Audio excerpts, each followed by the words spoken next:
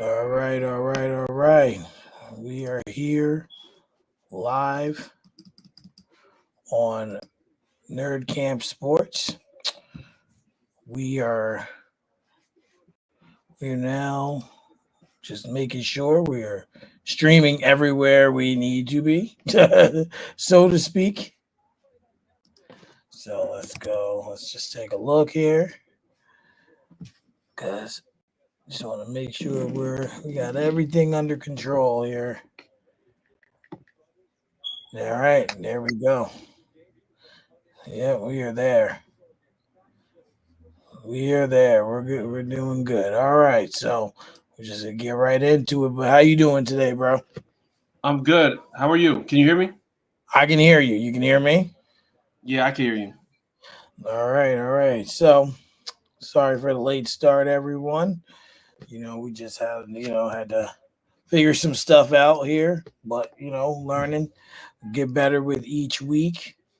Got a few topics. The NFL was a little slow yesterday. It wasn't too much crazy stuff going on. Well, okay. All right. Yeah, no, we're good. There isn't too much crazy stuff going on, so and there we go. Okay. Now we got it. Now we are streaming on all three platforms. We are streaming Right. on right now. We are on my personal Instagram. Um, Okay. We're on my personal Instagram, on my Honest Hour page, and on my Facebook. Just wanted to put in three things just to get this thing working. And, as time goes on and we adjust, we'll switch things around. So, Definitely. our new co host is going to be a little late today, but we're starting late, so we're just going to hop into it. Okay. Yeah, let's do it. So, I got a couple NBA topics, but I All want to right. know the first one is Joel Embiid says he'll never play back to backs again. I just read that. Yeah. I what just What are your thoughts on Joel Embiid saying he will never play back to backs again? I'm not surprised. Let's just start with that. I'm not surprised at all. Joel Embiid's been basically injured his whole entire career. Right. And it's crazy because like I remember that time he ran for MVP. I was like, okay, he's probably going to play as many games as he physically can. But I knew after that, I said, we're not going to see that ever again. Like, I think he played like 60 something games that 62. season, 62 games. Yeah. And I remember we talked about it and we was like, Joel Embiid might potentially be the MVP. And to be quite honest, he deserved it. But I felt like he also got put in that position because they got voters fatigue with Jokic, Right. Nikola Jokic. So for him to come out and say he's not going to play back to backs, it doesn't surprise me. It really don't. And I feel like he was never built to play back to back games anyway.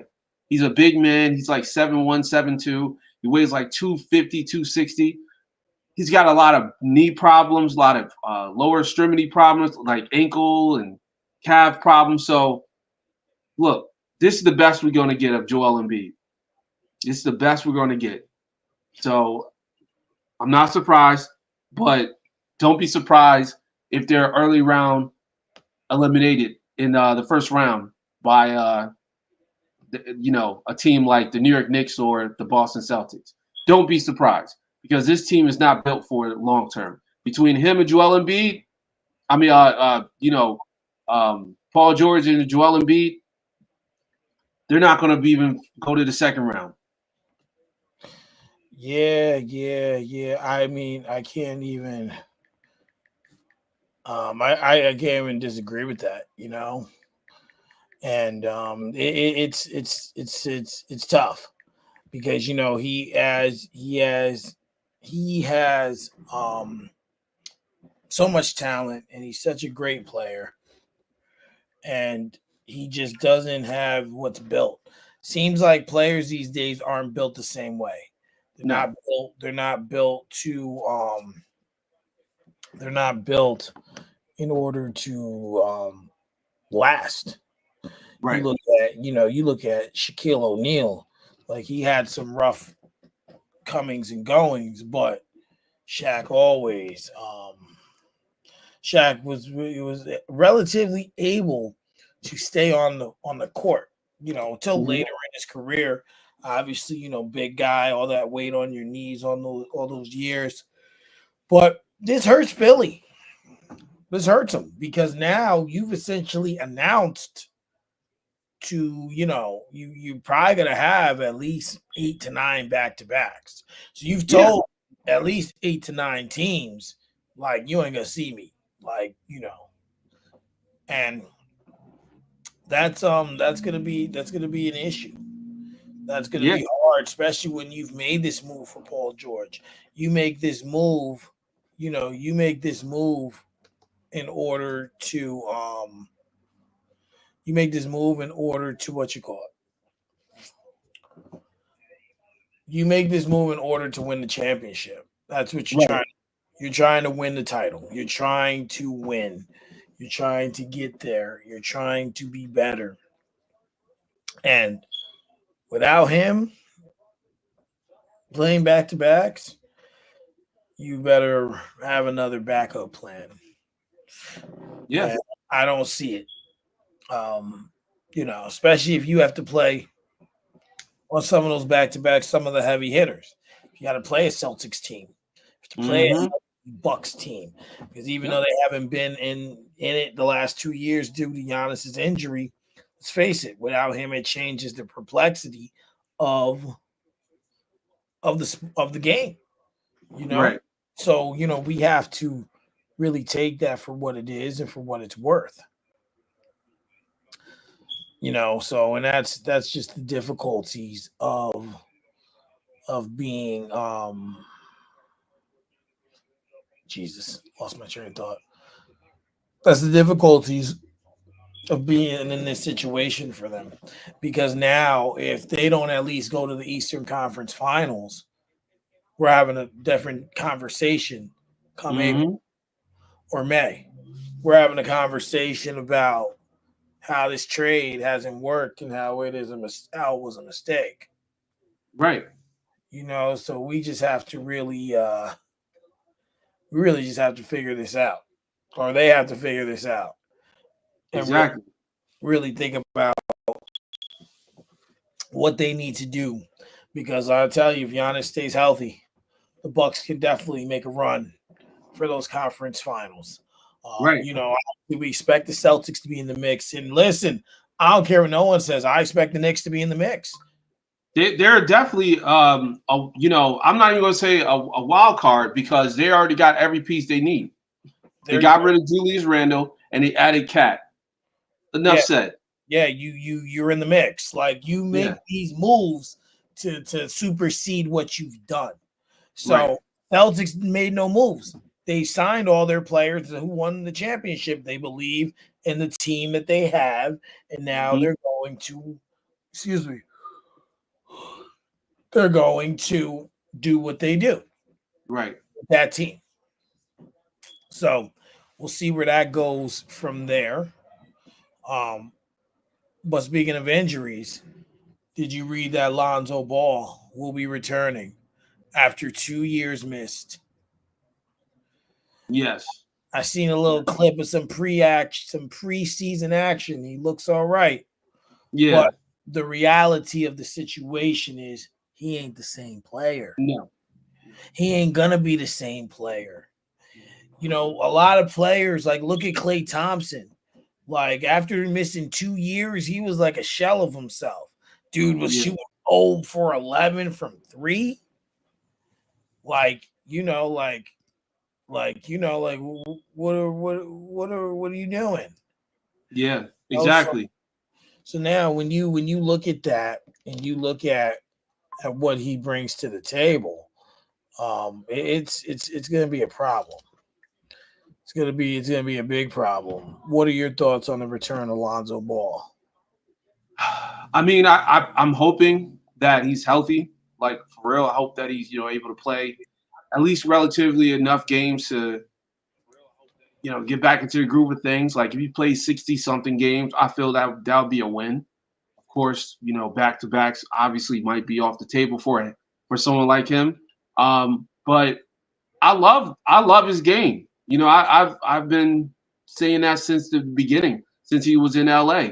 When he got drafted. I love Lonzo Ball's game. I think he's one of the best point guards in the game when healthy. Um, he also adds another element, but it's just that he just can't stay on the court. You Yeah. know, he couldn't stay on the court. So it's just like, at this point, okay, we're going to see what happens. But like you said, Klay Thompson out for 2 years or a year and some change. Lonzo Ball now out, have been out for 2 years and some change. So now it's like, okay, so what do we do? We just got to just take it for where it's at. We just got to just look at it and say, let's just see where it goes. This isn't the season to really measure how good he's doing. But next season, we can kind of talk that talk. You know what I'm saying? Right. But I feel like this is just a moment of him just to feel confident again, and that's always a good thing. And you know what? And I know this is a hot take, but I gotta say this. I feel like he needs to go to Charlotte. I think somebody needs to make that call in the office in Chicago and send him with his brother. And I guarantee you that'll put him in a better mind state, and that'll make him feel more confident because now he's playing alongside with his brother. And low key, we might be able to see Jello come into the league. Just saying, I would love to see that See the because third. relatively he's still young. He's like 20 something. He's like 25, 26. We just want to see the Ball brothers together at least one time for the culture. You know what I'm saying? But I just want to see him get traded to a team where all the brothers can play. So now I haven't figured out how to get these comments over here yet, but I got the feed up of the Facebook, and Justin Justin Schmick is in the comments. Uh, Okay. he asked how bad does he think we think the Jets will do tonight. He said I love Lonzo, but I think How bad? he said I was hoping for the Knicks would trade for him. Um, hold on. Hoping the Knicks would trade for him at the time. And I said I think they'll be terrible is what I told him. And he said he doesn't think that that's a good idea. And he said I think he'll be compared to his brother even more. Plus we already have Bronny and LeBron. Yeah, and I get it. And you know what? And I feel like that's going to be a very interesting storyline.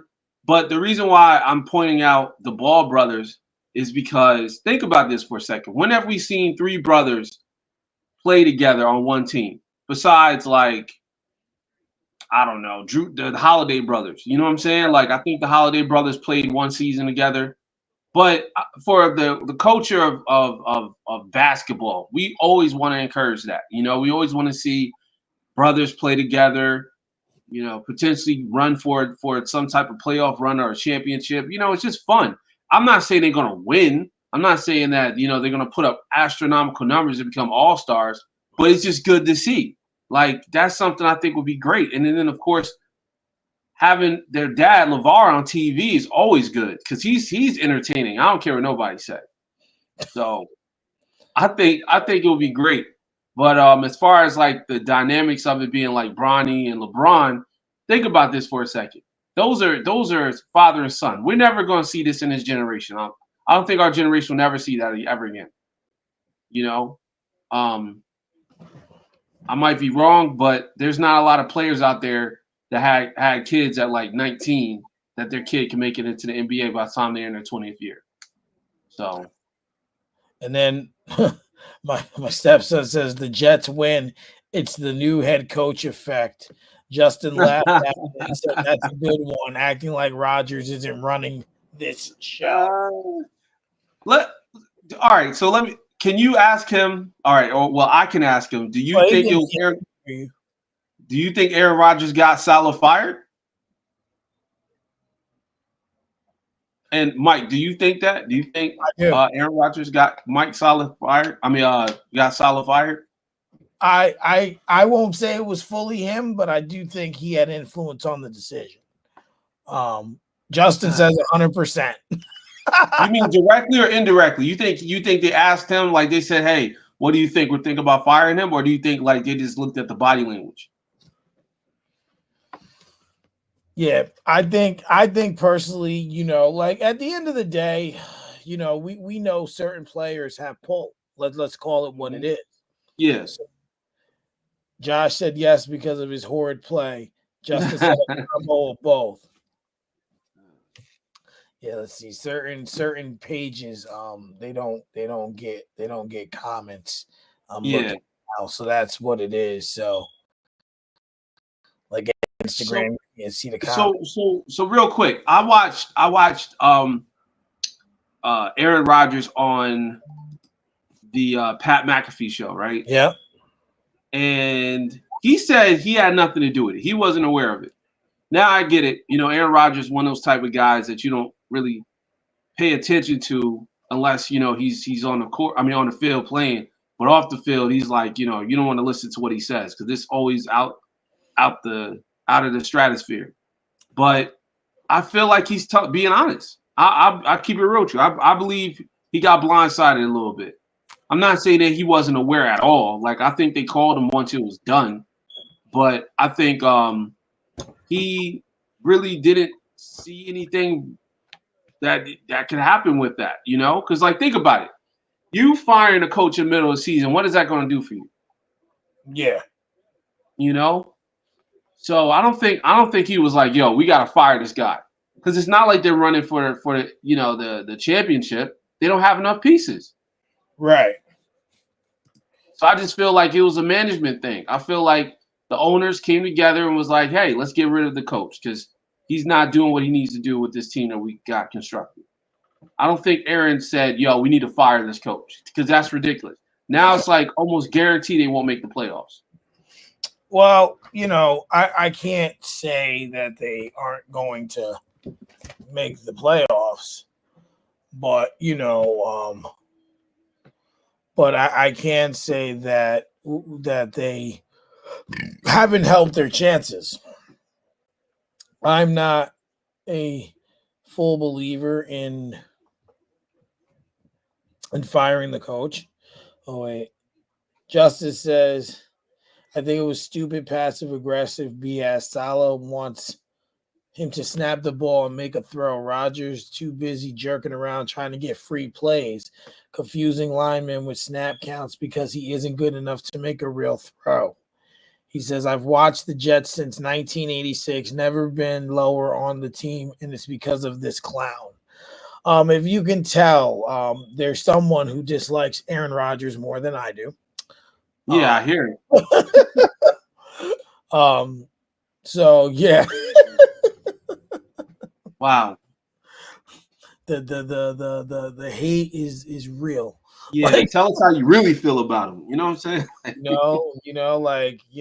Yeah, he's not an Aaron I Rodgers. mean, we had some bad years. See, that's the thing. Let me just say this: Jet fans, look, relax. And I'm pulling Aaron Rodgers right now. Relax, okay? Because first off, we had Chad Pennington. We had freaking Brett Favre in his 50th year. Okay, we had butt fumble Mark Sanchez. We can deal with Aaron Rodgers. We can deal with Aaron Rodgers. Aaron Rodgers is 41 years old, guys. 41. You guys act like he's 27. He is a grown man times two. So he's going to do things that look kind of like, he's an old quarterback because he's an old quarterback. But you got to appreciate what he's doing. You got to appreciate the fact that he can throw the ball, even though he doesn't have as much zip behind it. And you also got to appreciate that he's a genius when it. Oh. You can't fully blame Aaron Rodgers for everything, okay? Because I've seen passes drop more this year than any other time I've been watching football, and I've been pretty much watching football since I remember. Okay, and I'm 40 years old.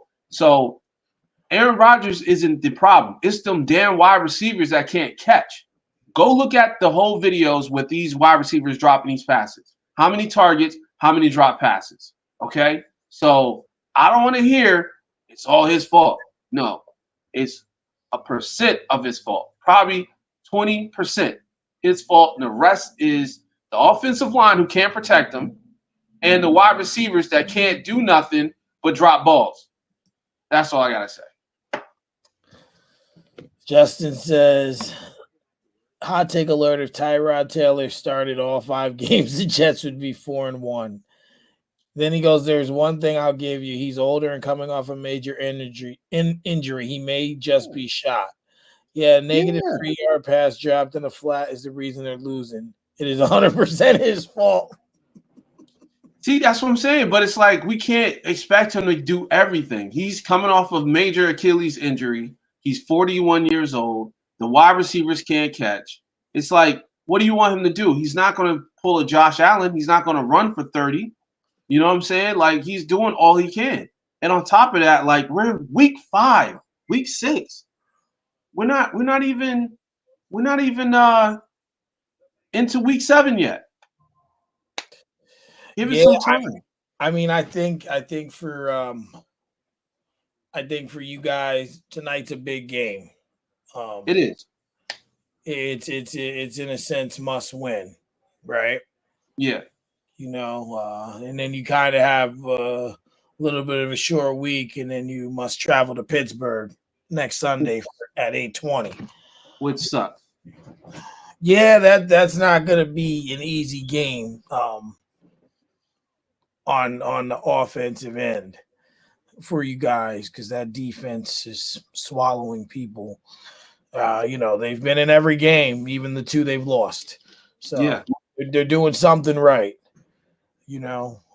But be that as it may, I'm gonna wait for R&B to come on for us to talk about Dallas. Okay. But I want to talk about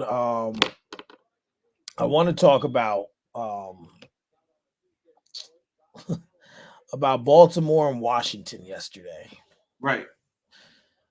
These 2 guys, Jaden Daniels has came into the league and has taken it by storm. Mm-hmm. We are starting to see more players come in and really take in and adapt, right? Well, at least when we're talking about quarterbacks. Yeah. And they have adapted well. I mean, yesterday it was great to see that. It was great to see that, but to see two young quarterbacks really doing it. Yeah. 2 black quarterbacks, I should say. What were your thoughts on the game? And do you think that the Commanders are now the front runners to win their division? Well, let's start off with the game first. I thought the game was amazing. It was super entertaining. I was like really blown away how fast Jaden Daniels adjusts to this league. Like, I remember watching him at LSU, and I know he was playing great in college. I was like, okay, he's going to be pretty good in the pros, but I didn't know he was going to adjust this fast. But what makes this so amazing, he went up against a 2-time MVP like Lamar Jackson and stayed at the same level as him. So I honestly believe this is going to be a really, really, really hard battle for the AFC, because now you're adding in a new element, a new guy that's can potentially knock these guys off. And hold on 1 second. 1 second. To knock these guys off. But what makes it so great is that Jaden Daniels is going to be Lamar Jackson in a couple of years. You know what I'm saying? Like he's going to be excuse me, NFC. My bad, I said AFC. He's going to be the Lamar Jackson of the NFC because they're already leading in the NFC East. So you got the Commanders, you got the Eagles, and then you got the Cowboys and you got the Giants, right? Yeah. Um, the Cowboys, we already know that's a dumpster fire. The Giants, they got potential, but I don't think they're going to make it anywhere. But as far as the Eagles go, the Eagles have been the biggest disappointment in the NFC East. Let's just be real. One game they're playing great, the next game they look like freaking Pop Warner football. So I think the Commanders, I think the Commanders can really win this division. And if they win this division, watch out for the NFC. Like the NFC is going to be, they got to watch out for them. They got to watch out for the Commanders because if you look at the whole picture, the landscape of the NFC right now, you got the Vikings, number one in NFC North. You got the Falcons, NFC number one in NFC South. And then NFC West is, of course, the 49ers. So you put them in any type of matchup against any of those other three teams, it's going to be a dogfight. I'm not saying they're going to win, but it's not going to be easy. It's not going to be easy win. It's not going to be easy loss for. It's going to be a hard out for them to go up against somebody like the Commanders when you got Jaden Daniels out there doing what he does.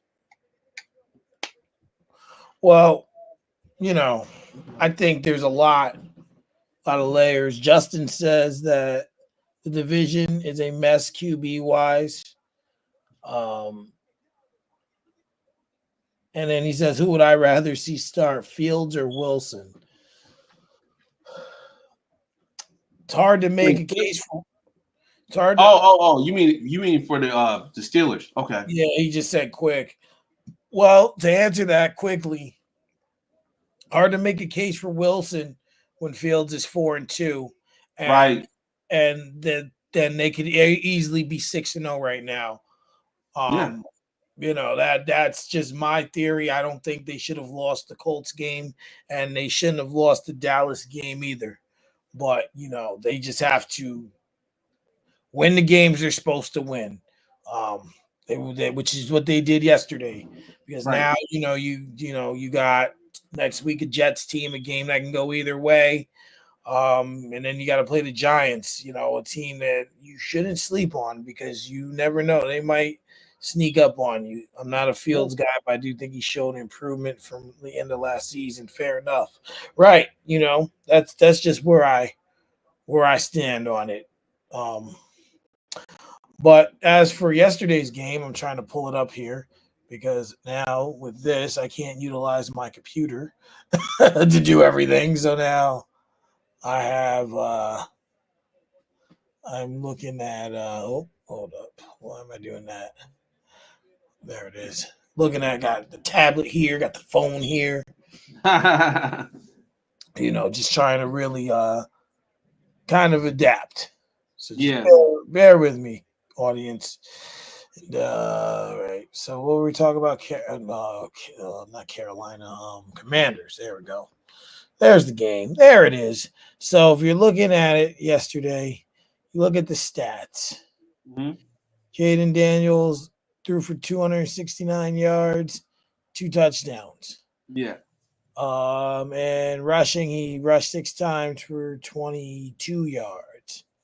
You look at Lamar, he threw 323 yards, 1 touchdown, 1 interception. He was sacked twice. Jaden Daniels was sacked once. Baltimore is regarded as one of the top defenses in the league. Mm-hmm. And let's just, I can't say that he outplayed Lamar, but he didn't throw a pick, and he had 1 more touchdown. Right. Now, but Lamar had like 80 more yards. So now, roughly,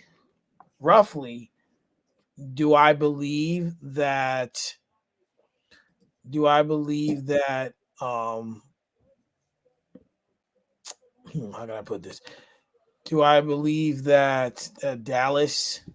Do I believe that the Commanders or that Daniels is a better thrower? He is. Mm-hmm.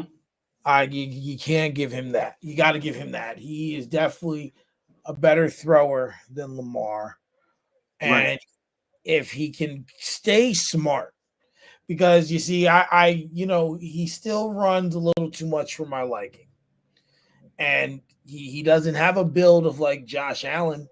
He's pretty skinny. The same criticisms I give Lamar about you take that bad hit, you know, you're going to have a hard time. Right.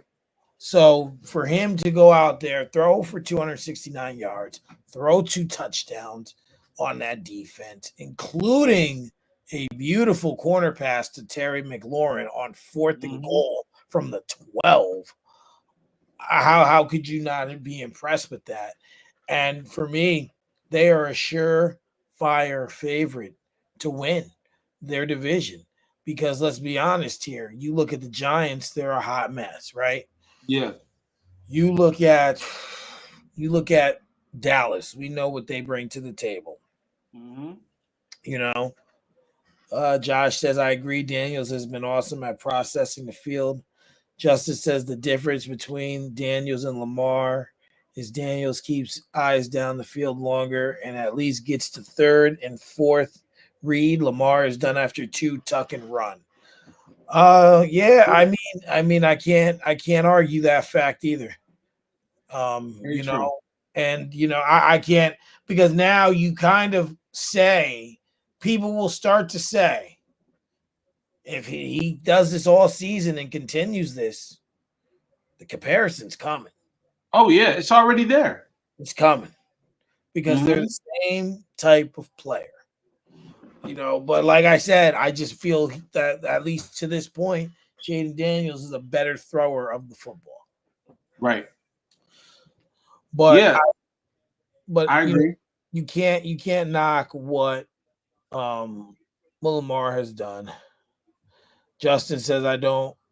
He says he thinks the Cowboys will get it together and win, and he actually doesn't love the comparison. I wouldn't say that I love it, but it's gonna happen. Like there's Yeah. just no way around it. As for the Cowboys winning, that's not out of the realm, but I'm just saying that in my eyes, they're the favorite to get there over the Right. Cowboys because the Cowboys are a mess. Yeah. Commanders run more of an NFL offense. Ravens constructed team around college like offense. So we'll have to see what it brings. It's gonna definitely be interesting to see what happens with that. I agree. I agree, and I want to just add in one more thing about it. But When it comes down to the comparison, that's naturally going to happen because he's a black quarterback. And when you look out how Lamar Jackson played in his first 2 years, they were saying the same thing they're saying about Jaden Daniels. They were saying, "Oh, he's slight build. He doesn't really throw a lot. He runs all this stuff, and he's going to get hurt." Literally, they said the same thing they're saying about him. But then eventually he shut up all those critics and won those MVPs. So it goes to show you that no matter what type of game, if you're, throw first or run first type quarterback, if it works and you're winning, that's all that matters. That's all that matters. And I hope this young man keeps doing what he's doing and stay healthy and plays great because it's always good to see a team like the Washington team or Washington Commanders team play in the playoffs. Because we don't want to see these bum teams like Dallas make it and then all of a sudden out of nowhere they stink up the joint during the playoffs. That sucks. We don't want to see it on TV. So well, I want to be entertained. I want to see the best team make it to the playoffs. So I hope they make the playoffs and I hope they win their division. and that's just the other thing about it too, is that is that you can't see it that way, right? Like you can't see it that way, right? Like I don't know. Just trying to look at it over here. You can't kind of see it that way. and and and kind of configure where it's going to go. Dallas is just so messy, and when we look at everything from top to bottom, it's kind of like, well, what's next? How do you where do you turn? And to your point, and then Justice said, like I said earlier, like Mike said earlier, Daniels is one big hit away from broken ribs or major two-like concussion with that style. I mean, that's anybody, to Right. be honest. It is. We just watched like a few players go down in concussion protocol. If you ask me, what's the name needed to go down in concussion protocol? He's 6'5", 230. Josh Allen. Oh I don't yeah. care what nobody say. He cracked his head during that Texan game, and he haven't played right since. Yeah, and it's, these guys, they got to learn how to really take better care of themselves. And if you're gonna be that kind of player, if you're hurt, you're hurt. Yeah. Like, and as for Philly, Lord, I mean, Jesus Christ, yesterday I'm watching them in Cleveland. Like, I'm the red zone, and I'm like, what are they doing? Like, really? Philly? Yeah, like, what are they doing? Like, like real rap, they almost lost this game. like, Mm-hmm. like, like no BS, they almost lost this game. I honestly thought they did lose a game until I looked at the score and I was like, oh, yeah. Yeah, like it's just like, yeah. I'm like, how do they lose the game? Right. Almost. Like, it's wild. It's wild. You know what? And I'm calling for it right now, even though I don't believe you should fire the coach during the regular season like the Jets did. But I think Sirianni's done, bro. I think he lost the locker room. Now, I could be overthinking it, but it's been a lot of situations where I'm watching the game and I'm like, these guys aren't engaged at all. It's like they're sleepwalking. Absolutely. So I mean, the fact that you are like inches away from losing to a team that's a dumpster fire, like the freaking Cleveland Browns, who, freaking Watson can't even throw for 170 yards ever. This dude is so cooked. And you still lose to a team like that, or almost lose to a team like that. That goes to show you something's wrong. Well, that's just it. Is he's just in a place where he can't win, where it's not working for him, right? So how do you kind of alleviate that, right? Yeah. And for me, I think at this point, there's a chance both these coaches could be done. They should. They should. I will fire both both the coaches, and I will ask for Deshaun Watson to give that money back. And it's fully guaranteed at that. Nah, I guarantee my ass. Pause. But you know what I'm saying. I know what you mean. It's crazy.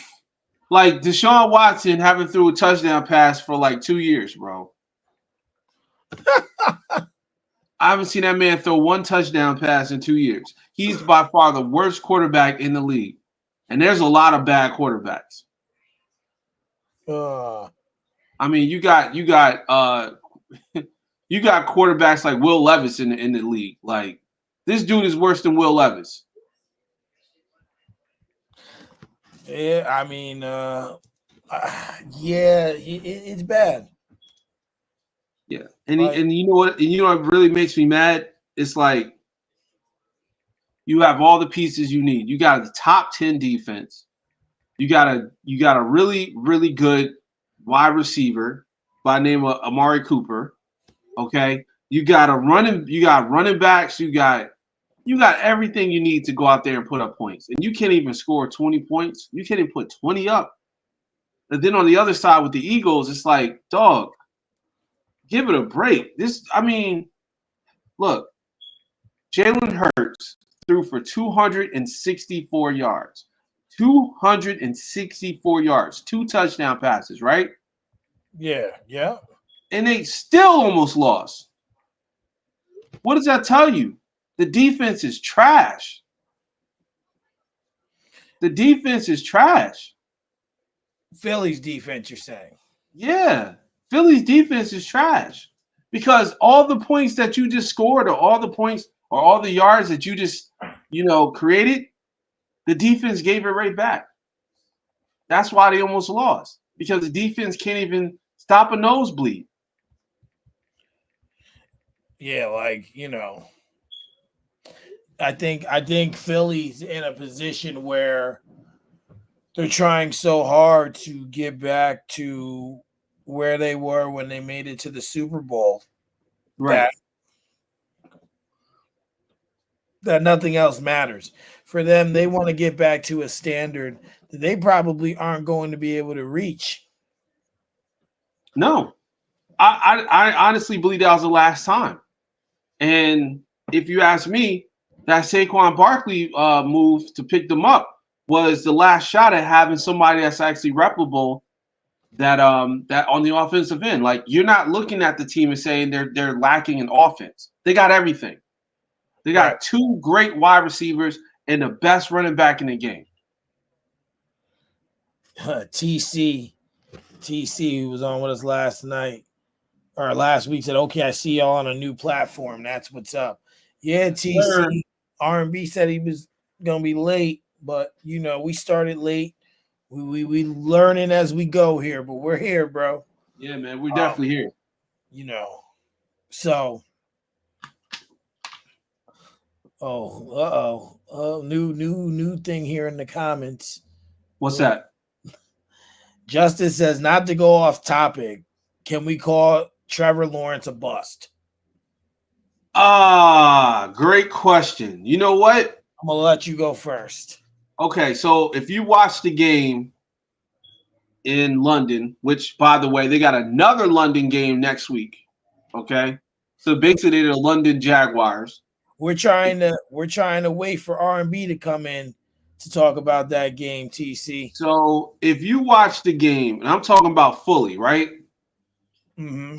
I've been calling for Trevor Lawrence and calling him a bum for almost 3 seasons now. Haven't I, Mike? Remember last year I've been saying it, and the year I think before that I said it too. I said this dude's a bum. He's been in the league I think 3 years, 4 years, and I'm like he's terrible.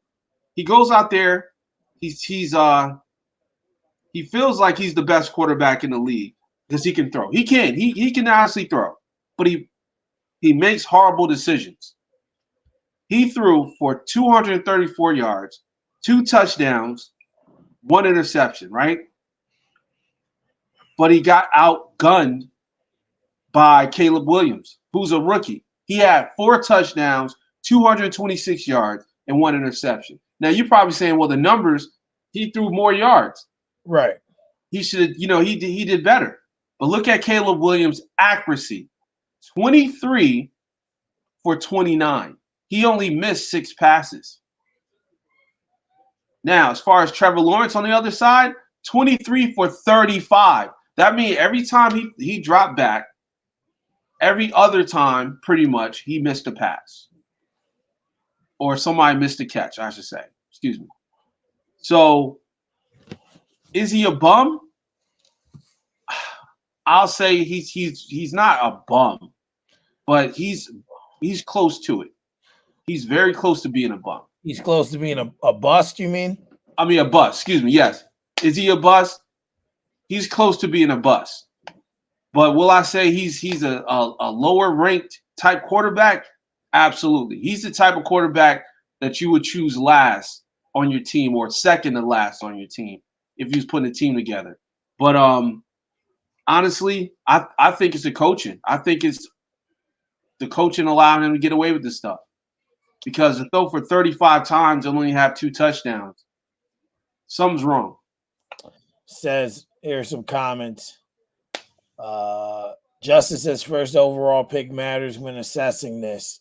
Then he said he had one decent season, three horrid seasons.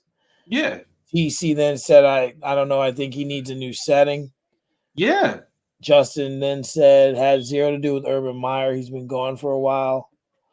And then he said, TC goes, come on, Caleb went against the Panthers. Do they even have a defense? Josh said he started off good, got hurt, played bad, hasn't looked back. Yes, his receivers, in the quotation, Gabe Davis, who's not always good, drops balls, but he misses reads all the time. Then Justin, gotta be careful when judging completion percentage comparable to accuracy. QBs are throwing more passes within 5 yards than ever before, but he understands what you're saying. yeah. Then that's what I'm saying. If you watch the game, you'll see it was just bad decisions. You know what I'm saying? Like he would look, first read, second read, and he'll throw. He wouldn't even pay attention to like things that were like wide open for him, or he wouldn't make the decision to do the proper things a quarterback normally does. I'm not saying he's slower than most quarterbacks because I think he does read pretty quick, but I also believe that they're hip to what he's doing, like they know who he's throwing to. So it might be a coaching thing, it might be who he is, but to be quite honest, we would be having a whole nother conversation if they won the game. You know what I'm saying? Like if the Jaguars won that game, then we'll be having a whole nother conversation. But also keep in mind that loss wasn't on Trevor Lawrence as much as it was on the defense. That defense was trash. I mean, Caleb Williams did a whole 360. He turned his whole body around and then threw the ball, and he still got the pass off. Like I'm watching, I'm like, yo, Caleb's a rookie.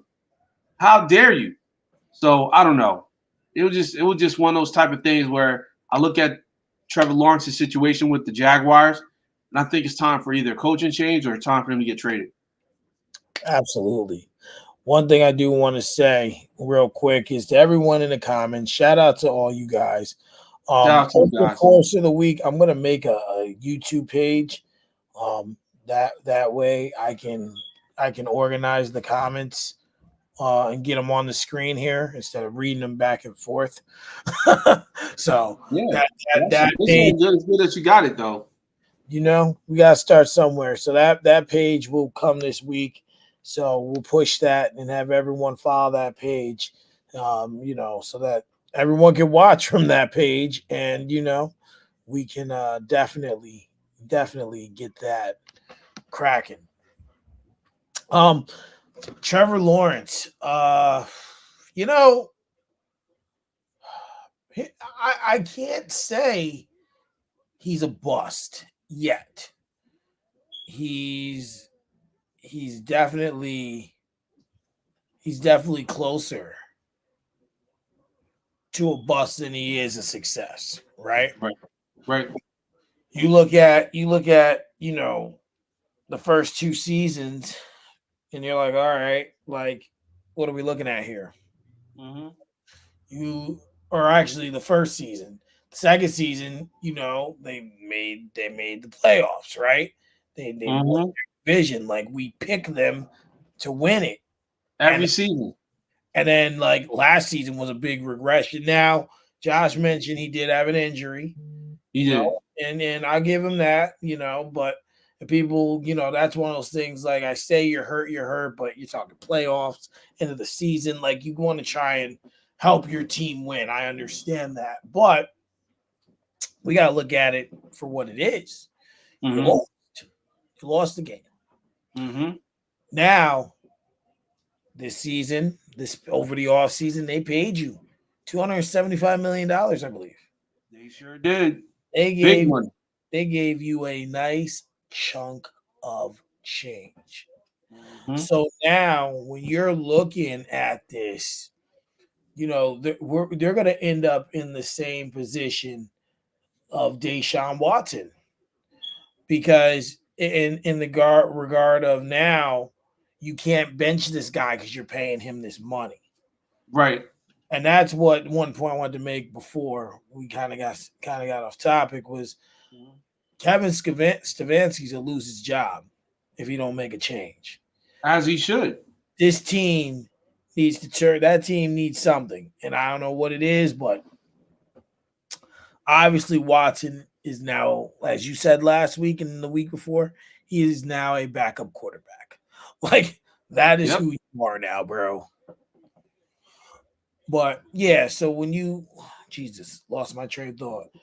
Oh, so when you look at Trevor Lawrence, it's kind of like, all right, what are we gonna do here? What are we gonna do here? Like, Mm-hmm. and for me, here's the only thing I will say. He still doesn't have a true number one receiver. Mm-hmm. Christian Kirk is good. You know, they're hoping Brian Thomas Jr. will become that guy, right? Okay. Their running game is spotty. You know, it's there's times where it's great, times where it's not. But for a guy that came into the league never losing a game, you would Mm-hmm. you would think that something would transcend. And some people, let's be honest, their college game never transcends to the NFL. This is one of them. And I think this is all is that. Now, I'm not saying that those other two things don't matter because they do, but that third piece is I don't think he has transcended from the NBA, from college to the NFL. Mm-hmm. I agree. And then you know what it is? It's also the fact that the game is much more physical. And we just got finished talking about Jaden Daniels and how slim he is and stuff like that. Look at Trevor Lawrence. He's not bigger than Daniels. He might be maybe 10 or 15 more pounds, but it's not that much of a difference, you Right. know. Um, and he's not as physical as much as these quarterbacks. Like he's not willing to take a hit. So college is much different than the NFL. And to be quite honest, I think that like I said, I think it just requires him to play in a new setting because maybe this is not what he needs. He's looking at a team. Well, he's on a team that's like not even winning even closely. Like, you know what I'm saying? Like, you know how you see a team, you're like, okay, they can win this game. Right. But in this type of situation, it seems like everyone's flat. But I will say I was proud of Evan Ingram, a former New York Giant guy. 10 catches, 102 yards. I haven't seen that since the Giants days. Uh, but I don't know what even happened to Travis Etienne. Like, where was he? Did he even make the trip to London? He got hurt yesterday.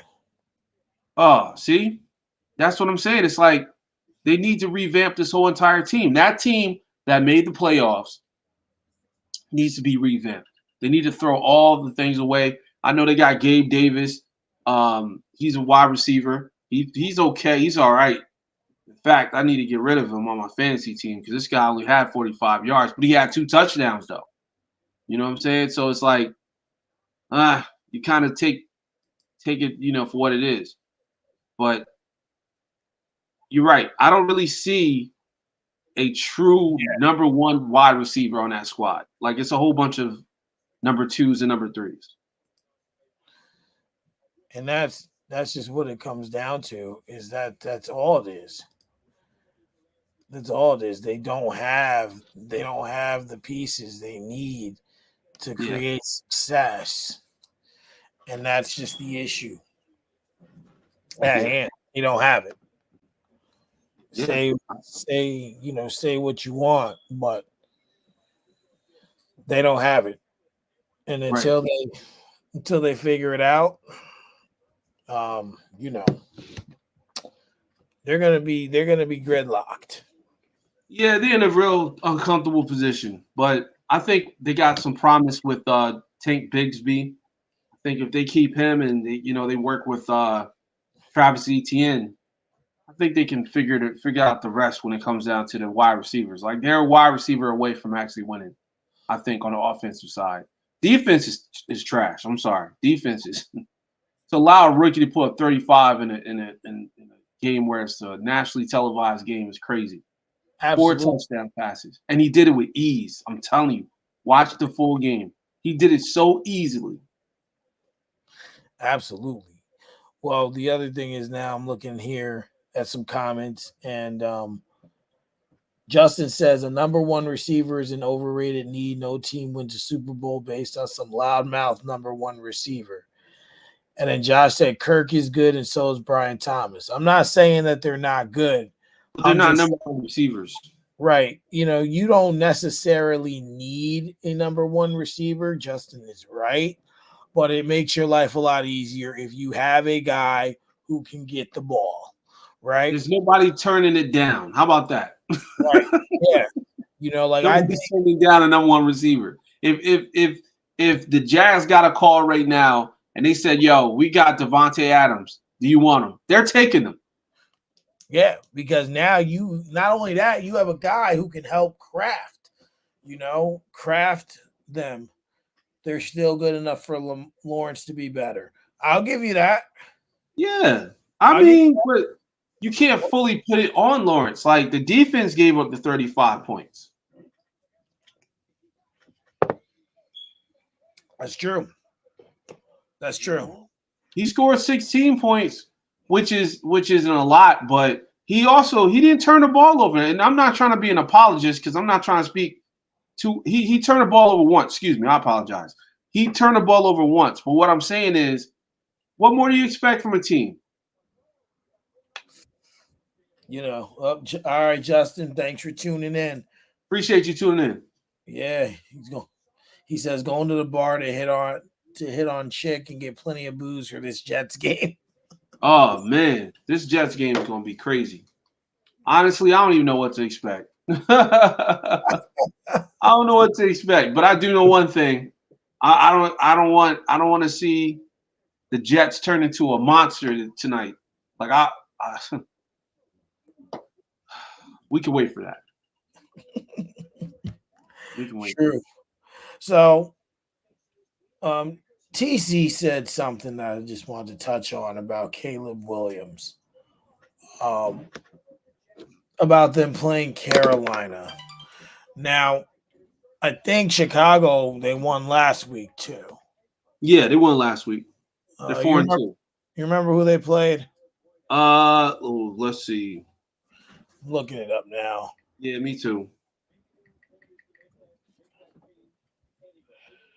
Last week they played. I believe they played the Panthers, right? Yeah, they played Jag. Oh, yeah, they played the Jags yesterday. Yeah, and then they played the Panthers. I'm going to say this, and they beat the Rams. They lost to the Colts and they lost to the Texans. And they beat the Titans. So it looks like TC's kind of making the point that they're playing against subpar competition. My only issue with that is I've never always fully believed that in certain situations. Like it's one of those points that kind of switches around because each situation is different. In this situation for him, he needs just to have somewhere where he can get the confidence to play the game. Right. That's the key. Right. The confidence to play the game. So you look at what he did last week, he played pretty well.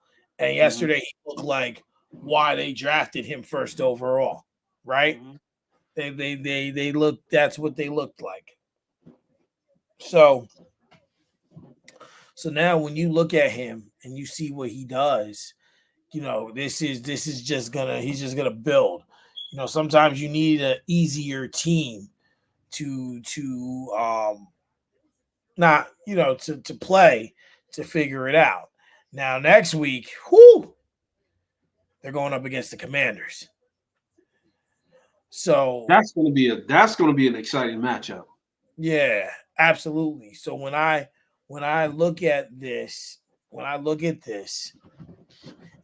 at him and what he can do and what he's capable of doing, what both of these guys are capable of doing, this is gonna be a big game.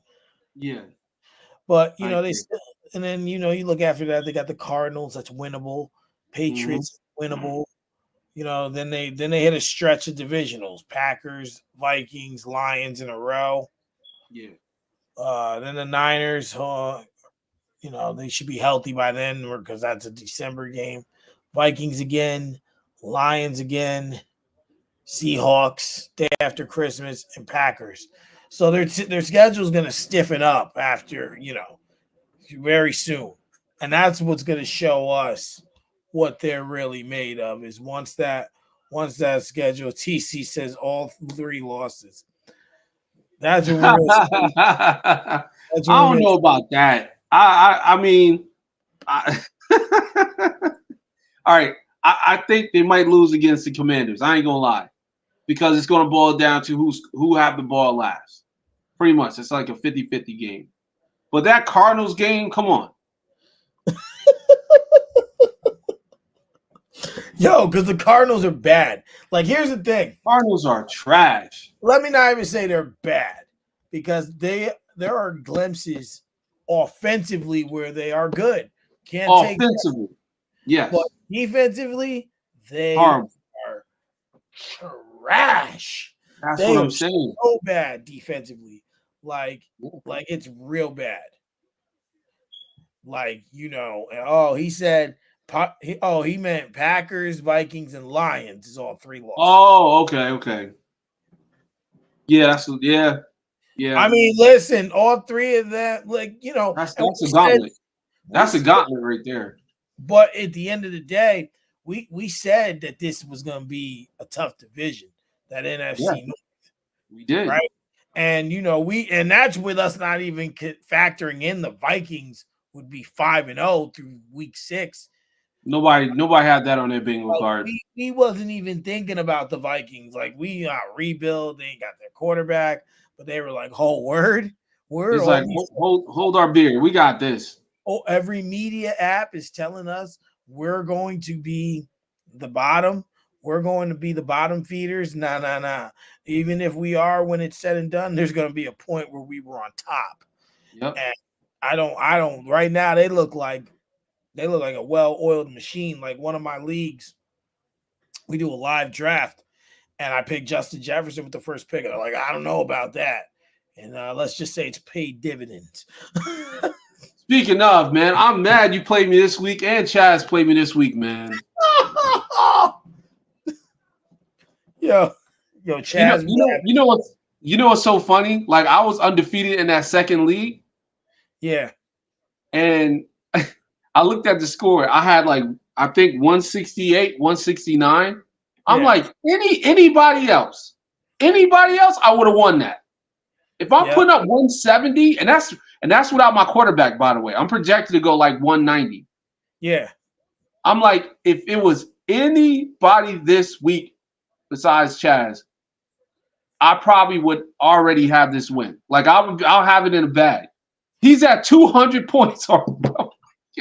Yo, Chaz be sneaky because like he be like, Yo, I like yo because I be hating picking after him or before him because he always be like, I'm like, I'm about to get this guy to Chaz take him, and then out of nowhere he got the Harlem Globetrotters of the NFL as a fantasy team, and I'm like, bro, that's what I'm saying. I'm so mad because he don't have it. He's done. His players are done as far as playing tonight. You don't have any players that play tonight. But I'm just looking at my squad. Like I said, I'm at 170, like 169.4, right? yeah, He's at 196. So damn near 200 fantasy points. 200 fantasy points. And I still got Josh Allen to play tonight. So that could I like technically I'm not out of it, but I'm out of it. Like Josh Allen's not scoring 30, 35, 31 fantasy points. I don't well you hope not because that means he's beating down your Jets if he is. Well, I would take that. I mean, because I don't want the Jets to win this game. I don't want them to win this game because I don't want to give them false hope. I think the division games they need to lose because something got to give. We actually need a whole brand new team. Like this team is trash. It's rough. Yeah, yeah. It's a rough year to be a fans of a lot of teams, that's for sure. Especially with all these damn injuries, man. Like I'm just looking at the landscape of injuries. Like everyone's hurt. So I don't know. But what were we saying? Oh, we were talking About Caleb. uh Caleb Williams. Yeah, I think Caleb Williams is going to be he's going to be top 5 in the next couple years.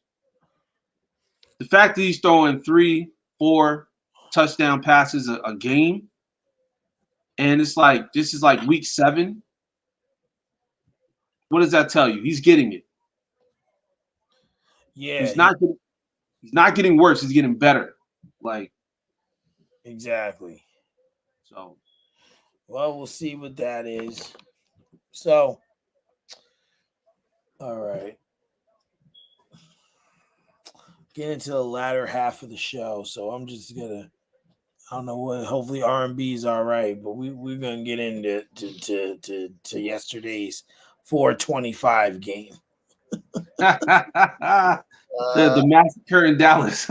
Yo, yo, this game Or should was I say the Texas Chainsaw Massacre? Texas Chainsaw. Yo, I seen Oh, I seen this yo. I seen this meme, and it was Steve from Blue's Clues. You remember when he used to go, "We just got a letter." So we just got a letter. So he does the whole Yeah. thing, and he's got a Dallas hat on, right? Uh-huh. He opens it up. It's a video of Stephen A. And he's like, Dan Campbell and the Detroit Lions are coming to kick your ass. and I Mm-mm. was and I'm looking, I'm like, yo, he really meant like they really did Yeah. on Jerry Jones' birthday. Man, they gave Jerry Jones belt to ass type treatment. This was crazy. Listen, Dak got me 3 points in fantasy yesterday. Are you serious? That's what he had? 3 points. 100 and something yards, and he had 2 picks. That's bad, man. That he's washed. Well, you know what? I don't know. You just need to leave Dallas. I like Dak. I really do. You know I'm a Dak apologist. I have no problem saying it. But he need to leave Dallas. I mean, it was bad. I'm just trying to pull it up here. Uh, and then it's sad because they just like, oh gosh, 820 again coming out of the bye week. Like they got a game against the 49ers. Then they got a game against the Falcons, the Eagles, the Texans on Monday night, the Commanders. They got a Bengals game coming up, even though they look like terrible. The Giants, the Panthers, the Bucks, the Eagles. Yeah, they got a pretty tough schedule the rest of the way. Yeah. But yesterday was special. And we've been watching, Dallas all season, and they just have not looked good. They have not looked good. TC says they need to get rid of Jerry Jones. I said, bro, Jerry Jones That's ain't never leaving happened. unless he's in a casket. It's the only way Yeah, Jerry Jones is going anywhere. even then, he might be calling stuff from heaven or whatever the place he goes. But you look at it like 7-3 in the first quarter. You're like, all right, cool. But then like it's 27-6 at the half. Yeah. And then it's 37-9 in the third quarter. And then it's In the fourth, 47-9. quarter, they pulled that. They pulled them. I mean, listen. We seen enough. And then Dak says we need to look in the mirror, putting blame on himself and teammates after the blowout loss. Like the stats. Golf yesterday played a pretty solid game, 18-25, 315 yards, 3 touchdowns. He was sacked twice. Montgomery rushed 12 times, 80 yards, 2 touchdowns. Gibbs rushed 12 times, 63 yards, no touchdowns. And then you look at the Cowboys, Dak, 17 of 33, 178 yards, 2 interceptions. Their running backs combined for 13 attempts, 42 yards, and receiving CD Lamb, seven receptions, 89 yards. Tolbert 4 for 43. Randall or Dowell, the running back, 5 for 30. Ferguson 3 for 11, and Turpin 4 for 24. Dallas is a mess. Yeah. And And you know what? It starts with the defense, man. oh well, their defense is definitely compromised. It's Their real bad. defense is they're not even you know what? I was watching the game, right? And I'm looking at what's my man's name? Parsons. Michael Parsons, right? Is that his Yeah, name? He was on a bench. Obviously he's hurt, right? Or whatever. But what gets me is he's sitting there laughing and joking and you know what I mean? Like it seems like they're not taking this thing serious at all. yeah, And I'm like, yo, if your team is getting smacked up and you're looking at potentially not even making the playoffs, why would you even be sitting out there laughing and joking? Like this isn't the time for that. yeah. I mean, it's one of those things where you don't laugh, because even if you find what's going on in that situation funny, because sometimes that's how people like hide their true emotions, is laughing, right? Yeah, that's So true. but you as a player should be mad, right? You should be upset.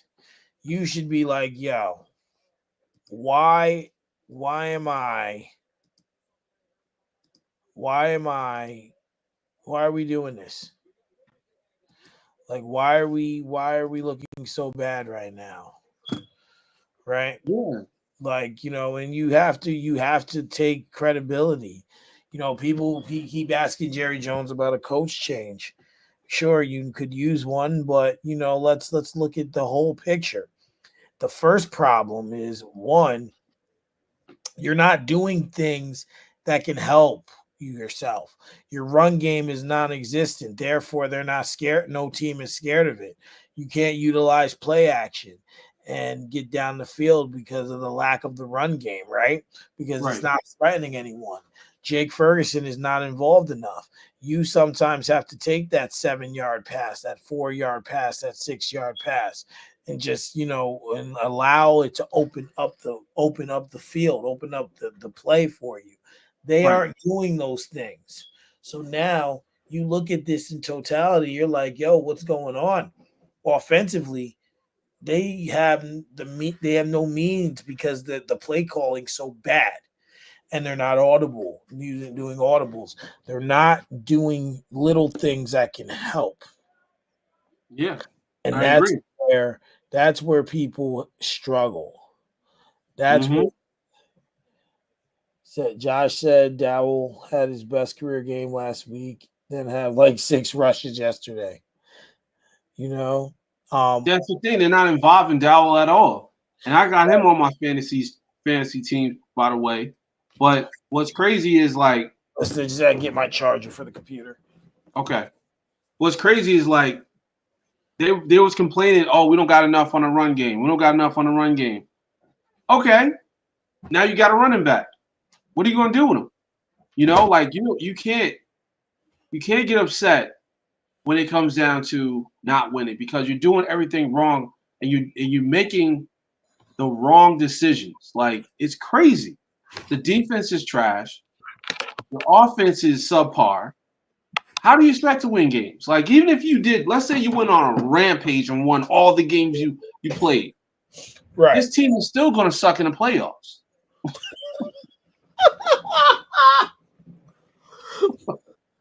Like it doesn't matter. It doesn't matter at this point. Like these are regular season games. I know they all add up, but think about this though, Mike. Let's say they win the rest of the games from now on, right? And Dallas goes, you know, 14 and 3 or whatever, or 16 and 3 or whatever the case may be. Not 14. Uh, what is that? 6 games, so 12. So they go 12 games straight wins, right? Yeah. Guess what? They get to the playoffs, they're gonna wet the bed. Yeah. So it doesn't even matter. Yeah. This team's defense is trash. I cannot emphasize that enough. The defense is garbage. They're soft. They're not even trying to allow someone like Jared Goff, who's like maybe a mid-tier, sometimes above average quarterback, right? To put up how many touchdowns? What Three is it? touchdowns. Like, come 350 on. yards. And allow somebody like a David Montgomery to get 2 touchdowns and this running back is just running all over you. Like, stop. Yeah, Stop. it's something where Dallas has not played good through this season at all, and it's just something that they really need to figure out. Like even you look at it, like they spanked the Browns week 1, but then week 2 they got killed by the Saints, and then all they almost snuck one in on the Ravens, right? They lost by 3. They barely beat the Giants. Then they lucked out against the Steelers, and then they get destroyed. And they get destroyed this week. This is bad. And Dak's supposed to be one of the better quarterbacks in the league. Yeah, You know, he you're can you're be. you're making you're making some money. You wanted to make this paper. You wanted to make this bread. They gave you your money. They gave you what They you did. wanted. And you're over here just acting like it don't matter. Acting like it don't matter. TC said, "What reality?" That oh they're talking about they're going back and forth in the comments about the Lions and the Lions and I don't even know. TC says Jared Goff is a top 10 quarterback. Jared Goff, top 10? Yeah. Nah. I would say this season maybe. Like maybe. This is it's very possible he's a fringe top 10. But um I can't give that to him yet. Like the season's not over. You know what I mean? Like I can't He judge it goes, off of 6 games. he is your captain. Are you talking Nah, about no. are you talking Listen, about just this season, TC? Are you talking about we looking at this top to bottom? yeah, Like that's what I'm saying. yeah, Are we judging like just 6 games? like if we're judging this season versus all around, that's two different things. So I want to know which way you're looking at Yeah, this. let me know because I'm Yeah. curious too. And I gotta send you that stuff too, so you can access all the accounts. Oh, I meant to. Because if we're talking this season, Gee, oh, what happened? he said we're talking. He's going back 3 years. No, oh no.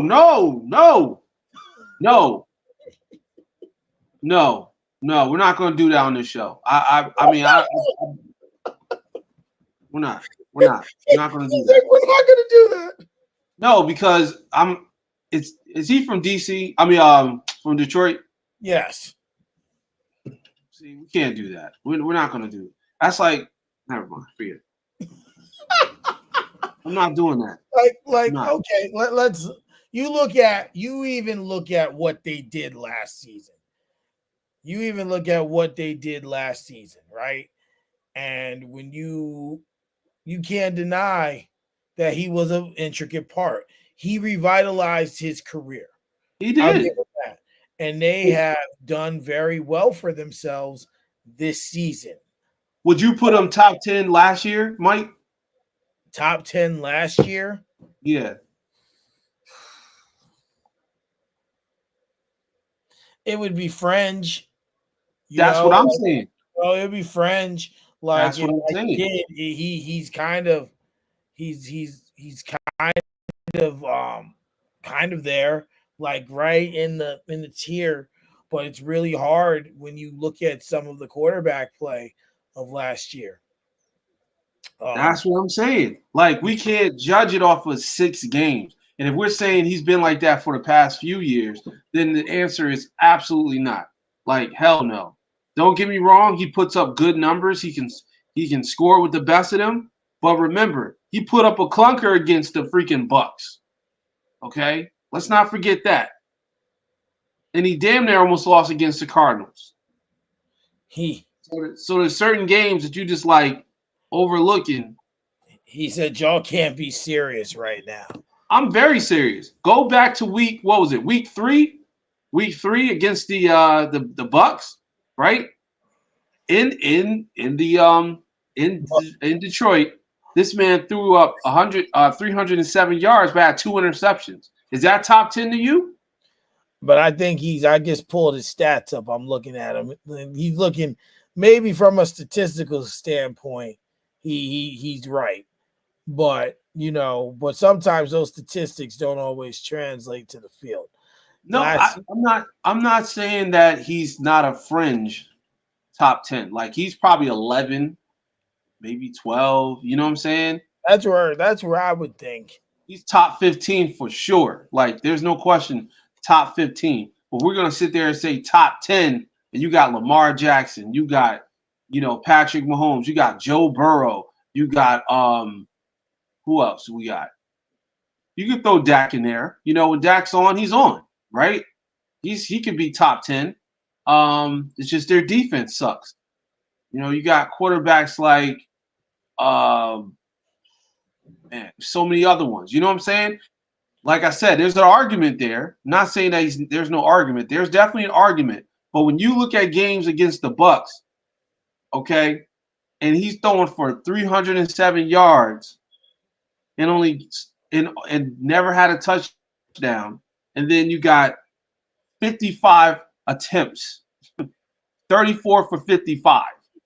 That's He not goes, top 10. y'all can't be serious right now. Any QB will have bad games. Y'all just hating on the Lions. No, He's I'm not hating on the Lions. I give the Lions the best chance of winning the NFC. I said that. I said that 1,000 times on this show. I said they got the best chance of winning the NFC. And I honestly believe because they got the most complete team in the league. In the league, hands down. They got the best defense and they got the top 10, top 3 offense. But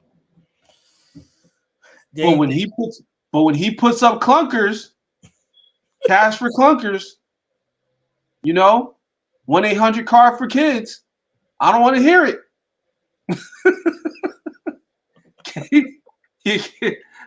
You know the theme song.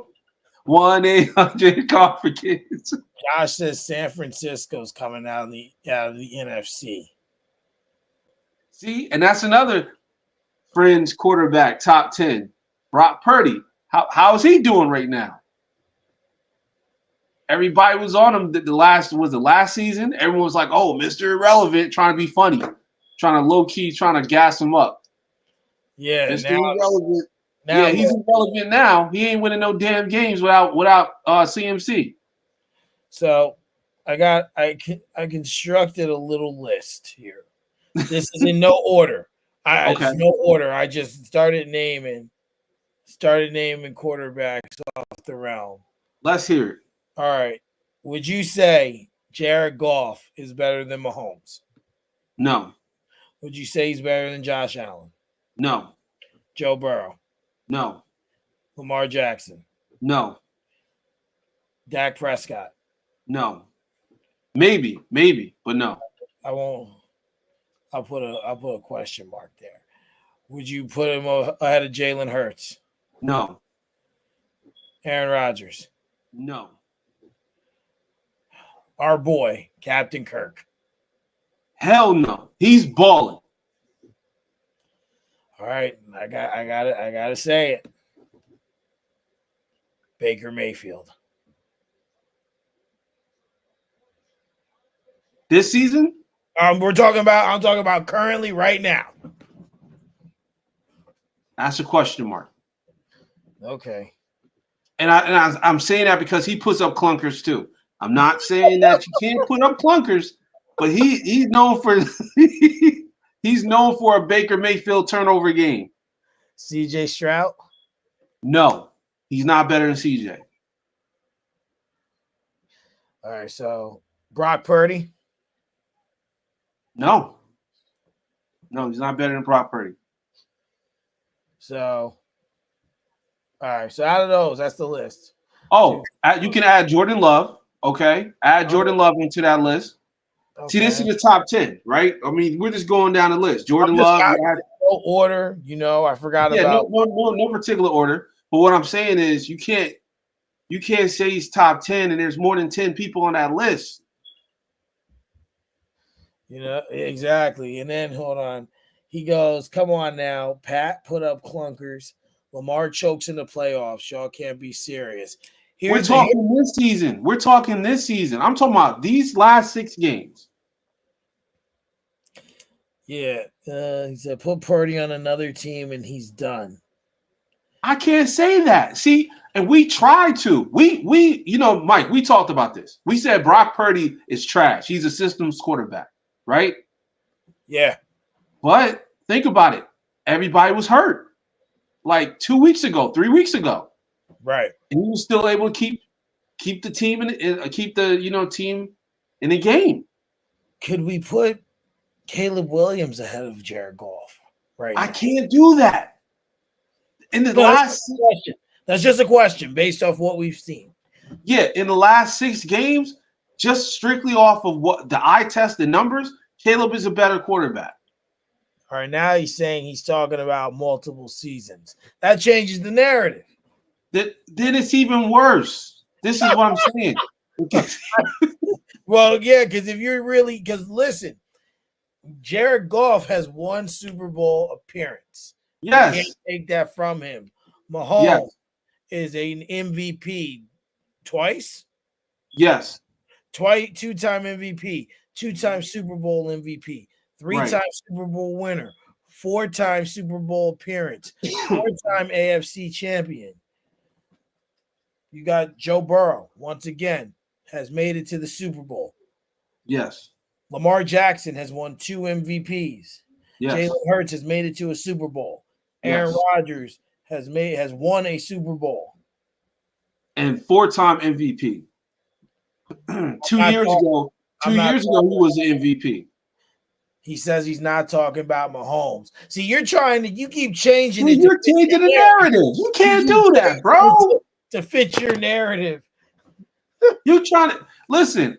I'm okay. Let me just clarify something. Jared is a good quarterback. He's not a great quarterback, but he's a really. No, that's definitely changing it. That's definitely trying to tailor it towards your narrative. But what I'm saying is, he's a good quarterback. He's a very good quarterback, not a great quarterback. See, in order to be great, you got to do it consistently for years. He only had 2 hot years. Am I right or wrong, Mike? Correct me if I'm wrong, please. Yeah, I mean, you look at the year they went to the Super Bowl, elite, and then you look at last season, right? I never said he was the best QB. He's a top 10. And we're making. But that's what I'm saying. It gets worse over the more time you give him, the worse it gets. Because you can't sit here and act like he's not the reason Todd Gurley's not in the league. Let's not do this. Yeah. Todd Gurley no longer plays football because of Jared Goff. Keep it a stat. Because dude thought he could do it all by himself. Okay? And I'm saying that respectively because I believe he's in the right system. I believe he got the right team. I believe he got the right defense to back him up when he scores. But I remember there was times when that man couldn't even put up a touchdown pass. I remember when he didn't know how to utilize his best running back that he had ever.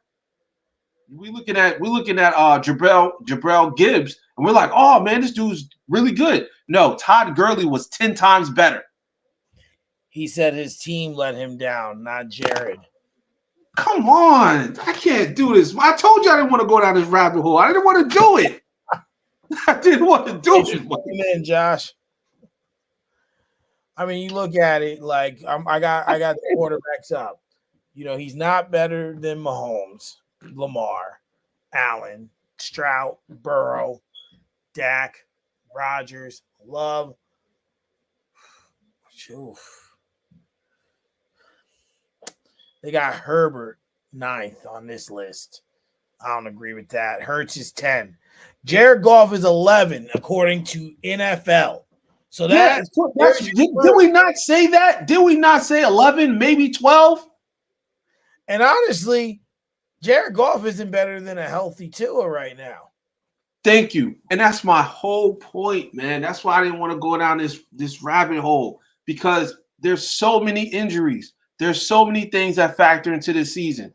The fact that we're only 6 games in, okay? We can't look at this thing and say, well, this person's better than that person. No, because look, given a healthy situation, like, yo, you got quarterbacks like Tua, you got quarterbacks like Justin Herbert. There's quarterbacks like Jordan Love. These guys are young dudes. These guys are like year 2, year 3 in the league, and they're better than Jared Goff. And this list has Jaden Daniels 30, and I think he should be. He's top 15. He's top 10 in my book. Through 6 games, absolutely. And we're judging off of 6 games. He's top 10. And that's the thing. You got to remember, there's a lot of good quarterbacks. Once again, going back to Williams, Caleb Williams. Caleb Williams put up a clunker his first game, his second game, but in the past 4 games, he's been balling out of control. So it just shows you can't really judge it off of 6 games. We got to give it a whole season. Now y'all want to talk about this season. He's better than Burrow and Purdy. Okay, hold on. I got to stop you. Burrow is leading the league in touchdowns. And yards, right? Am I right? And he has the best touchdown to interception ratio in the league. His team just ain't winning games. So that's just not even remotely close to being true. Right. Purdy, let's look. Let me pull up those stats. Yeah, I'm pulling up Purdy's stats as well. Because see, the thing is, Purdy, he doesn't put up flashy ass numbers like 9 touchdowns, 4 interceptions. 65%, maybe. I mean, but if you're not gonna do that. Where was his energy when you was on the screen last week? Right, that's what I'm saying. Why were you not like this when we was having a show? He goes, matter of fact, has Mahomes ever beat Golf? No worries, I'll wait. Why does that even matter? Why does that even matter? He said, fuck the stats. What about field play? Who manages the game better? Oh my God. Who manages the game better? Brock Purdy. Nobody manages better than Brock Purdy, hands down. He said, I said, put me in. Yo, this dude got me rolling. He said, oh, it's wait. Oh. That's actually an interesting stat, though. I didn't know that. What's that?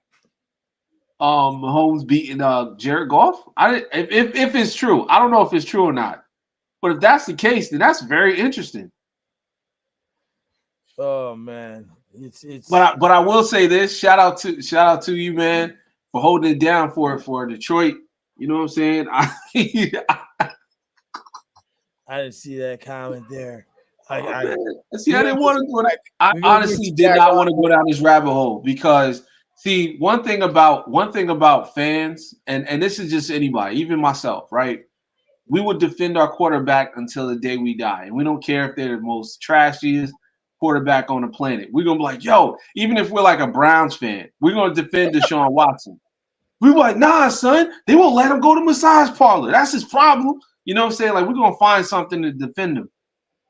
But I will say, in all reality and all respect, I think Jarrett is like top 15, fringe top 10. Like he's definitely like 11. You know what I'm saying? Like that's in a respectful manner. I'm not saying that like in a disrespectful manner. I'm saying this year he's shown a lot of flashes, but he also showed a lot of clunkers too. So it's like we got to look at it for what it is. Now, can that change during the regular season? Of course. Like he can go off in the next 3-4 games, or he can fall off in the next 3 to 4 games. But we got to see how this turns out.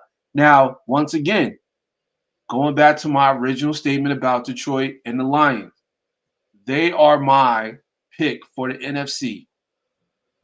They're coming out. They're coming out firing as long as everybody stay healthy and they make the right decisions. I love Dan Campbell. I think he's one of the best coaches in the league. The Jets are now on the field, so By the way, the game's starting. But Hero, what y'all not about to do is downplay Jared Goff. Jared Goff.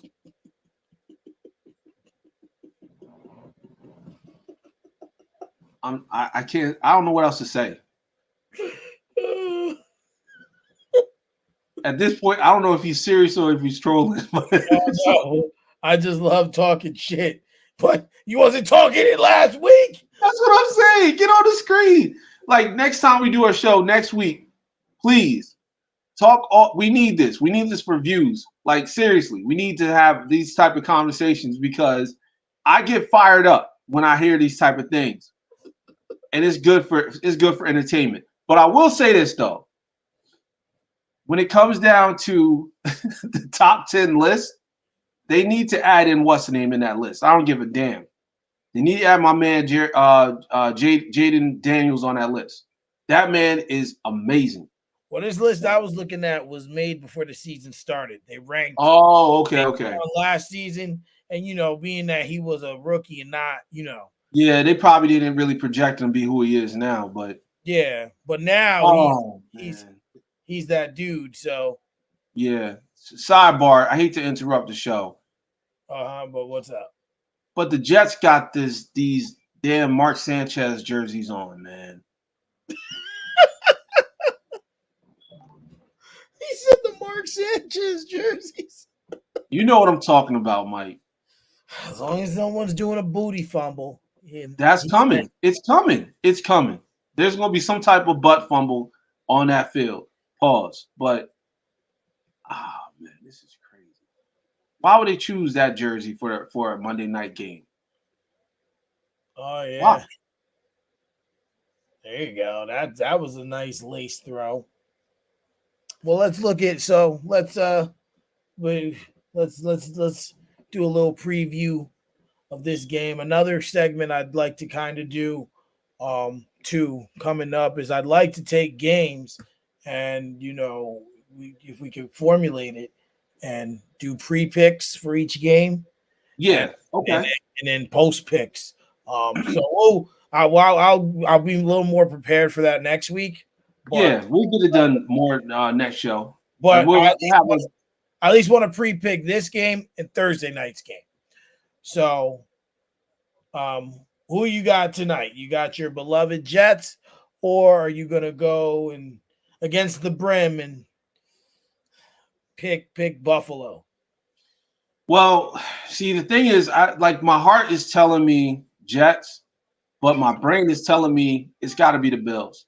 Because this is a must-win for the Bills. If the Bills want to win and actually win this division, they have to beat the Jets because this is the only team in the division that's competing. So I think that Josh Allen is going to put on a very, very amazing game. Like he's going to put up some numbers, but I do want to see improvements. Like I want to see the Jets go out here and put up numbers. I want to see them score touchdowns. I want to see like we just seen Breece Hall go down and run.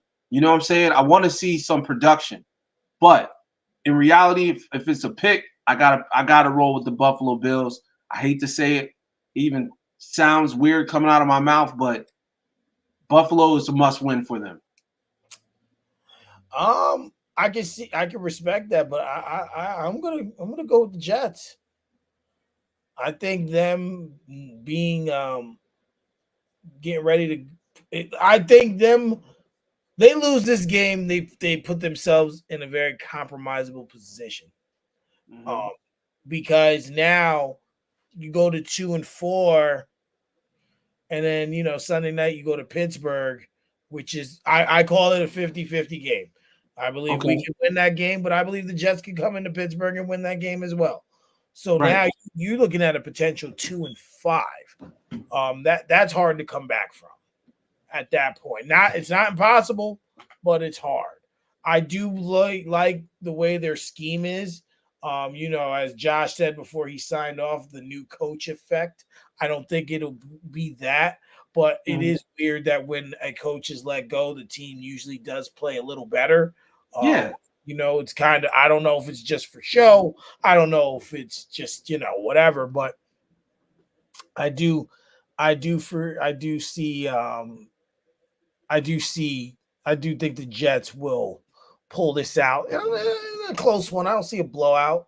But Right. not too crazy scoring like a 28-25, 28-24, 31-27. Decent Mhm. scoring game.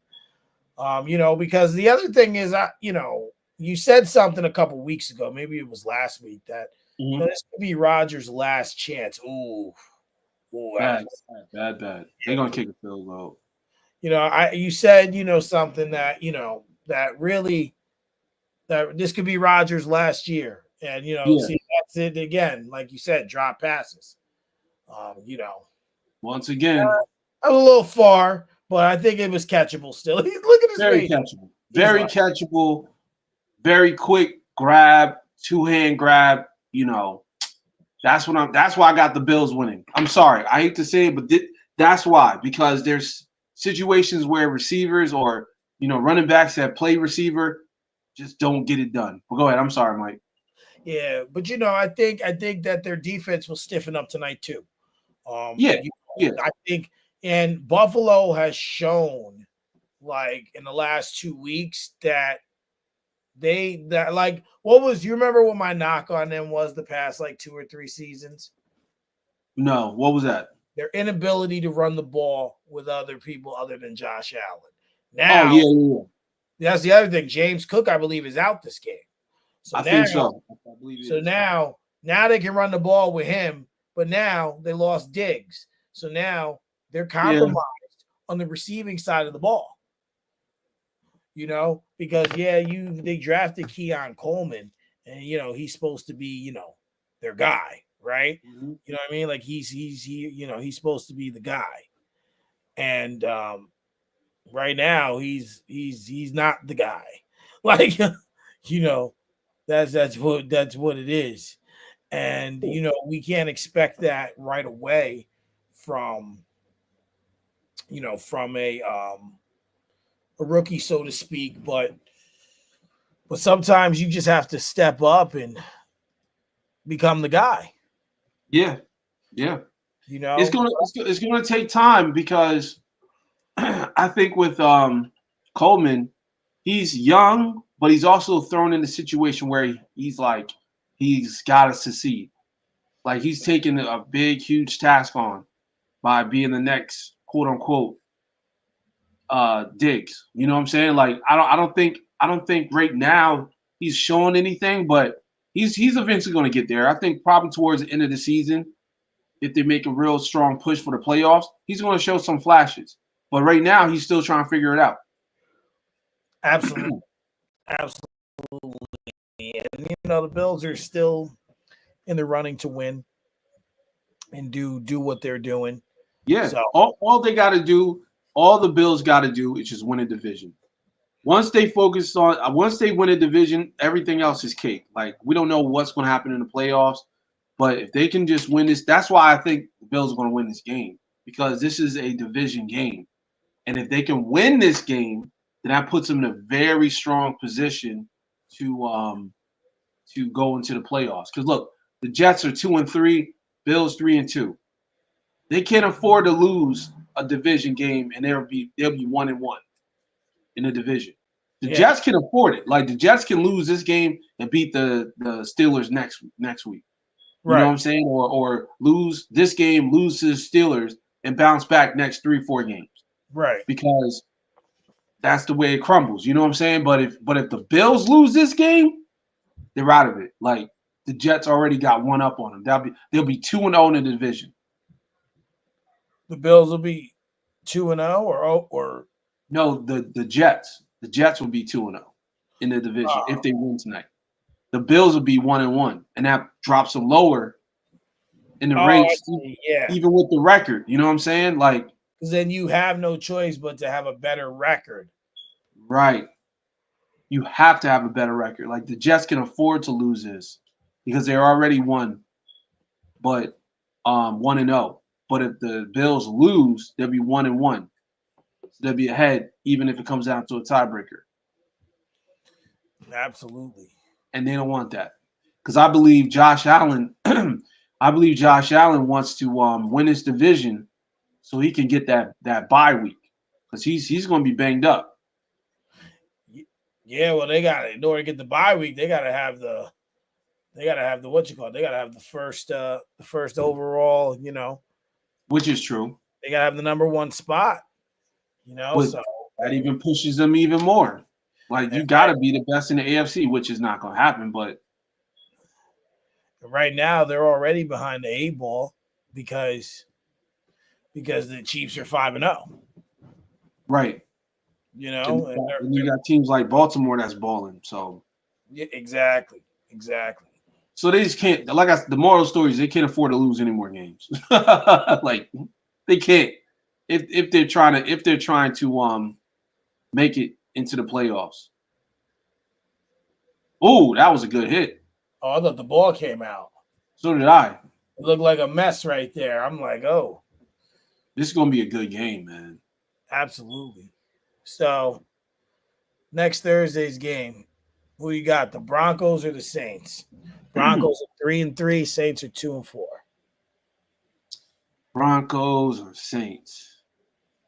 I think Spencer Rattler got a lot of potential. I think that he can definitely do things in this league. Um, and then he can get some passes. Like he can get some touchdown passes. So I'm gonna roll with the Saints over Denver, even though Denver's defense I think is top three. If they can score at least 17 points, then they got that win. So I'm gonna roll with them because Denver don't score a lot of points. Denver beat us by 1 point. It was 10-9. So it goes to show Right. you they Yeah. they can they can easily lose against the Saints. We beat them 13-6. So, it's proof that their defense is good and they were, but they just need a little more from their Yeah, offense in order they to, need to figure out how to score. Like Bo Nix is not a good quarterback right now. Like he's going to be okay later on, but he can't throw that. He can't get a touchdown pass. I So think he's going to be a middle of the pack quarterback. yeah, I You know, think so too. But you know what? I think with what's the name as his coach, um, I think that he's going to pretty much have him play his best with them. You know what I'm saying? Like he's going to put up numbers that we didn't really expect. He's going to put up bigger numbers than he would if he went with another team. I'll agree. Because he really believes in him. He really believes in him. He believed in him so much he kicked out Russell Wilson. Well, the other thing is too, the Saints are missing Olave. He might miss Yeah, this game. Kamara's beat up a little bit, so yeah. he'll play, but he's just beat up. But I think I'm gonna roll with the Saints. I'm gonna roll with the Saints, and but it wouldn't surprise me if Denver pulls this one out. Right. And why not? Let's just the Sunday night game next week. Obviously, our teams are playing one another. Hmm. Um, who you gonna take in that game? Um. So I think the Jets showing some pop right now. I think we're gonna see some vintage Aaron Rodgers, and that's all we need. We just need Aaron Rodgers to do what he does. So I'm gonna roll with the Jets. I got the Jets winning. Very close game though. It's probably gonna come down to a field goal, but I definitely got the Jets winning this game. Um, and I think this game is going to be the determining factor to get Russ on the field. Yeah. It's one of those things where I, I'm a firm believer in just outcomes, right? Yeah. I think if the Jets lose this game, they win in Pittsburgh. The Jets win this game, they lose in Pittsburgh. Right. One of those things. But if I eliminate that factor and just go off what my gut's saying and my inside feeling, I believe that um I believe the Jets have it, like I said, it's a 50-50 game, Mm-hmm. but I think that the Steelers are going to want to prove they can win against a team that's supposed to be better, Right. right? So, and what I mean when I say that is the Jets 2-3 record isn't who they are. Jets could very easily be 4-1, right? True. But they lost a heartbreaker to the Colts. They lost a close one to Dallas. And they need both teams need this win. Like we got to call that for what it is too. But looking at the subjective and how both teams are, I'm gonna go with the Steelers. I just Okay. think they just need to they need I believe it will be easier for the Jets to catch up than them. And for them this could be a more winnable game. Oh, Josh Allen ran it in for a touchdown. Damn, I should have put it as all time scorer. I knew he was gonna do that. So yeah, so that's just my thoughts. My thoughts on that. And it's good. I feel like it's gonna be a good game. Hopefully it starts on time this time. Yeah, I know that. Oh man, you talking about that Dallas game, right? Oh man, at halftime. My wife like turned over. She goes, "You're still." She goes, she's like, "Oh, this game's supposed to be over now." And I said, "Yo, I'm not gonna make it. They ain't gonna end at like 1 a.m. They It did. felt like when I watch a West Coast basketball game. Yeah, a Lakers game. Starts at 10:30. You're like, and by Man. 10:40, you're like, Yo, seriously.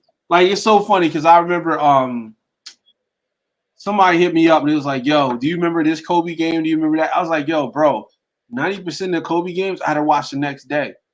Because I yeah, was knocked out. Like I don't I I watched a lot of the games that he played in the East, but the West Coast teams he played in like Sacramento Kings. I'm not watching that. Going to bed. It's exactly. 11:30. Like I'll Like be knocked out during halftime. you be cooked. You like, Yeah. what's going on? Like, it's not it ain't easy. Yeah. See, someone like somebody that lives in the West Coast, see, they don't gotta worry about that because they get to watch all the games on time. Like East Coast games end at like 7. Right. You know what I'm saying? Like they're 3 hours behind. So if they watching the game and the game's at 7 our time, it's 4 o'clock over there. Yeah. Yeah. Exactly. So they'll watch a game and the game be over at like let's say 10, maybe like 7 o'clock in the West. They still got light outside and stuff. And Like, meanwhile, we're over here ready to go to bed. yeah, we're getting ready for bed and they just starting their night. Exactly. Getting ready So to like. I remember when I used to watch The Real World. I used to have this friend that like I met in an AOL chat room. yeah. Shows you how long ago this was. Boys, That's old school. Yeah. we were all friends with her. Her name was Daniela. And we all Hmm. used to watch The Real World. I believe it was The Real World Philadelphia at the time. And Right. and we would want to talk about it, and then she would be like, "Yo, don't say nothing. I gotta wait 3 more hours." Like, oh man. So, Facts. but all right, we are now about right under the 2 hour mark. We had more to cover, but we kind of got off topic. I got to get on and do honest hour tonight, as my guest couldn't do tomorrow night. So, Okay. is there anything else that you wanted to cover? Um, no, that's it. NBA season starting up soon, so we're gonna be ramping up for that. I think this upcoming, this week, because we're Monday. I keep thinking it's Sunday or Saturday. So this week, we're gonna be doing a lot of production meetings with each other. You know what I'm saying? Myself, you, R&B, figuring out what we're gonna do as far as NBA season. I know you mentioned fantasy league, so we Yeah, definitely got to do that. that's Sunday, Um, the draft for that. so just be on the lookout for more NBA coverage coming Yeah, up soon. yeah. We Um, wanted to talk about a second show. Probably would have to be Sunday morning to do okay, an NBA preview, because we can't do an NBA preview and cover the NFL. It's just not right, yeah, possible. it's a lot. It's a lot. But yeah, You know, we'll figure it out. We'll figure it out because we got a lot to figure out the next upcoming week. yeah, With the NBA stuff. absolutely. That's pretty much it. We covered everything. I look forward to seeing who wins this game. So, Absolutely. Well, everyone, thank you for tuning in. I did see a nice little peek from this on the platforms. We're still figuring this out, and it's going to be a week by week basis, but we're going to get into it, and we're going to go from there, and we will see everyone next week. all right, peace. Peace.